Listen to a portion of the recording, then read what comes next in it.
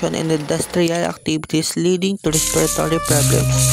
Water pollution from industrial discharges and agricultural runoff, contaminating water sources and solid waste management.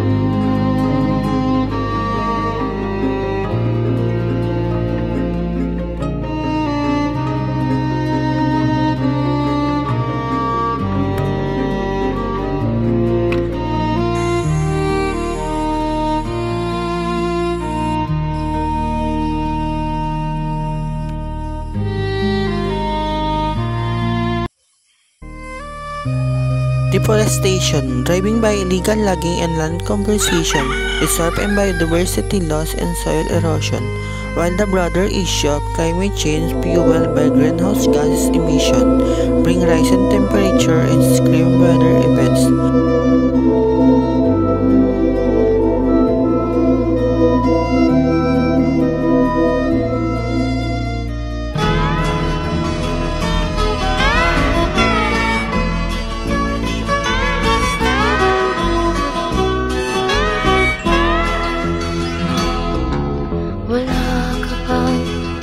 Napapansin sa iyong mga kapaligiran, kay dumi na ng hangin, pati na ang mga ilog natin.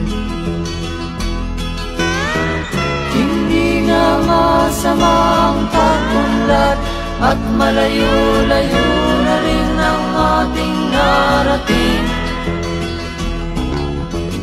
Ngunit masdan mo ang tubig sa dagat, dati kulay asul, ngayon'y naging itim. Ang mga duming ating ikinalat sa hangin, sa langit, huwag na nating paabutin. Upang kung tayo'y pumanaw man sa sariwang hangin, sa langit natin matitikman. Mayroon lang akong hinihiling, sa aking pagpanaw sana ay tag-ulan. Gitara ko ay aking dadalhin, upang sa ulap na lang tayo magkantahan.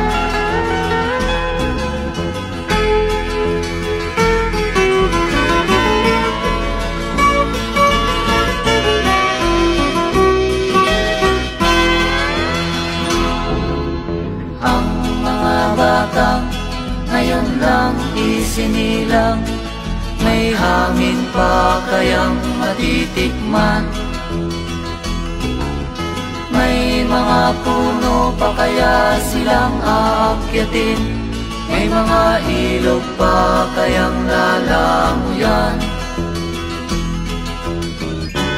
Bakit di natin pag-isipan ang nangyayari sa ating kapaligiran?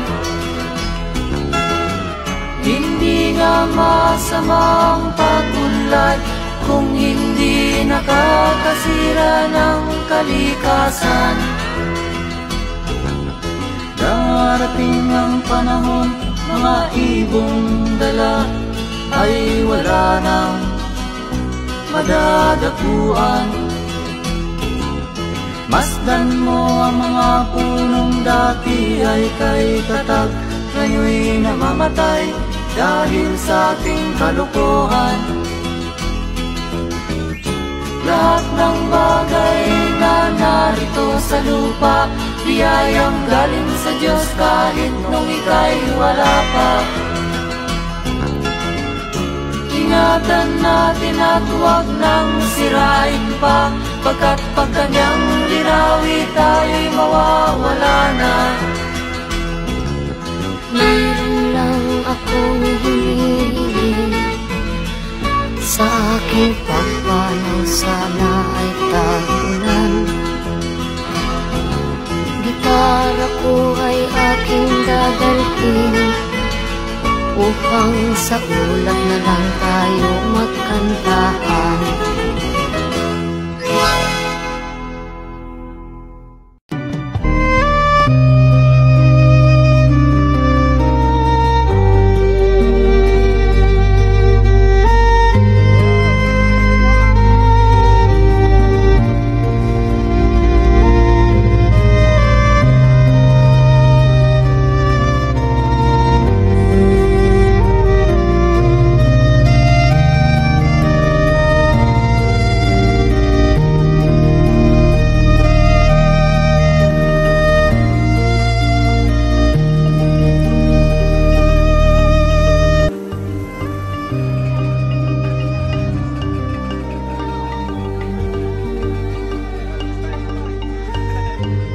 Pag walang tubig, hirap-hirap talaga. Ilang araw na.